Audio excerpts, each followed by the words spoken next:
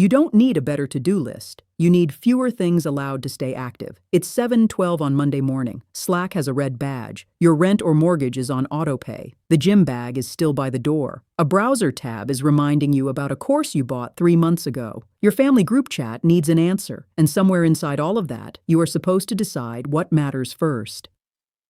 None of those things is automatically meaningless. That is why the week gets noisy. When every worthwhile idea remains active, your calendar starts to feel like 40 browser tabs with sound coming from somewhere. So try this for one demanding season, not forever. Keep 3 discretionary priorities active: earn, train, and learn. Earn protects the material side of the season. Train protects a recurring place for physical practice. Learn protects your ability to update what you know and how you decide. One boundary matters from the start. Relationships, caregiving, necessary rest, and basic responsibilities are not side quests. They do not have to earn a place inside a productivity model. This filter is for the extra commitments competing to become active projects. A priority is not a ranking of human value. It is a decision about what receives coordinated effort now. Friendship is not a performance metric, and sleep is not a box to optimize for points. The word season matters too.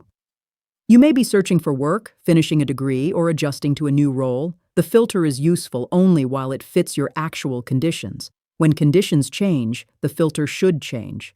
Start with earn. Earn means the work that keeps your current life viable or expands a real option. For an hourly employee, that may mean protecting scheduled shifts or completing a required certification. For a freelancer, it may mean sending an invoice or finishing a client deliverable. For someone between jobs, it may mean revising a portfolio case study and submitting an application. Earn does not mean monetizing every hobby. It does not mean your paycheck measures your worth, and it is not a promise that more effort will produce more money. It asks, what concrete work protects an obligation or moves a real opportunity forward? Work on my career is activity-shaped fog. Send the revised proposal by Thursday, has an observable finish line. The aim is to stop administrative motion from disguising itself as progress. Next is train. Here, train means keeping a recurring appointment with a physical practice appropriate for you. That could be strength work at the YMCA, a neighborhood run, laps at a community pool, a mobility session at home, or a clinician-guided routine when professional guidance applies. Train is not punishment for eating, a body image contest, or a medical promise. The practice and intensity remain personal. The planning principle is smaller. Physical practice receives a real place on the calendar before the leftover minutes disappear. Get in shape can create guilt without a plan. Tuesday at 6:30, I will do the session I chose, names a time and action. On a difficult week, it may become shorter or gentler. Keeping the lane visible does not require pretending every week is normal. Then learn. Learn is not the number of books on your nightstand or videos in your watch later queue.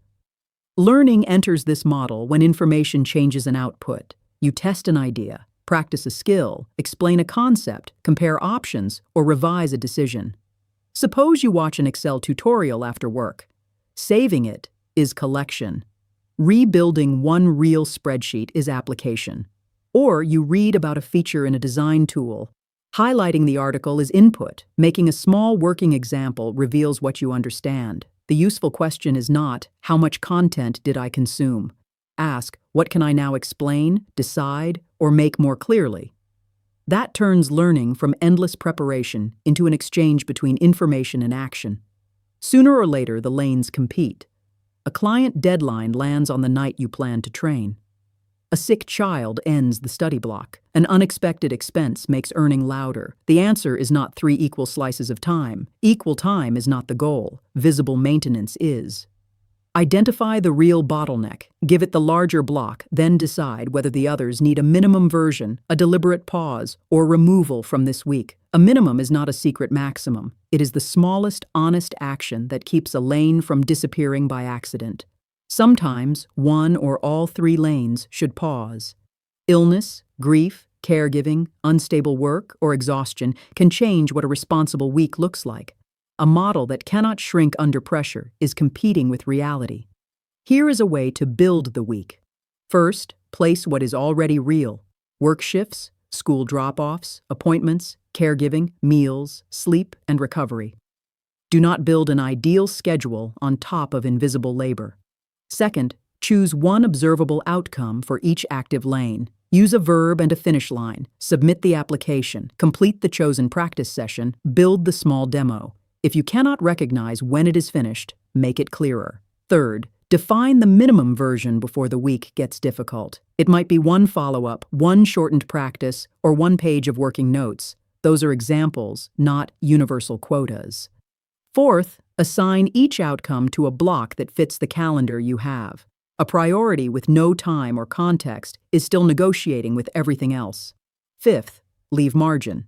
A schedule filled edge to edge assumes traffic, a late meeting, a child's question, and fatigue will never exist. Unclaimed time allows the plan to survive an ordinary week. Then use an admission gate for new commitments. Ask, does this serve an active earn, train, or learn outcome? Is it a responsibility, relationship, care, or genuine restoration? If neither answer is yes, does it need to become active this season? Not now is a complete planning decision. It does not mean the idea is bad or means never. Put it somewhere you trust, remove it from the active board, and return to this week. Imagine Avery, a fictional customer support employee seeking an operations role. Earn is one internal application. Train is two already chosen sessions.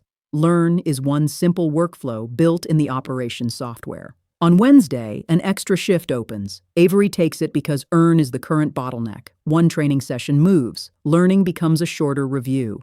This is not the correct choice for everyone. It shows a trade-off named instead of hidden inside guilt. Is this hustle culture with cleaner labels? It can become that if earn consumes every lane, rest must justify itself, or output measures human worth. Reject that version. What about relationships? They belong outside the scorecard. Dinner with your partner does not need to become networking, and calling your mother does not need a productivity label. Care is reality the model must respect, not another result it grades. What about joy, art, or play? They may be restoration, a relationship, a value, or simply part of being alive. The model does not need to absorb them. Its narrower job is to stop optional projects from all demanding active status. At week's end, review the design, not your identity. Ask, what protected or created a real option? What physical practice happened? What did I use, test, or understand differently? If a lane disappeared, do not answer with punishment. Reduce the outcome, move the block, remove a conflict, or admit that another responsibility matters more. A missed block is information about the plan, not a verdict on the person.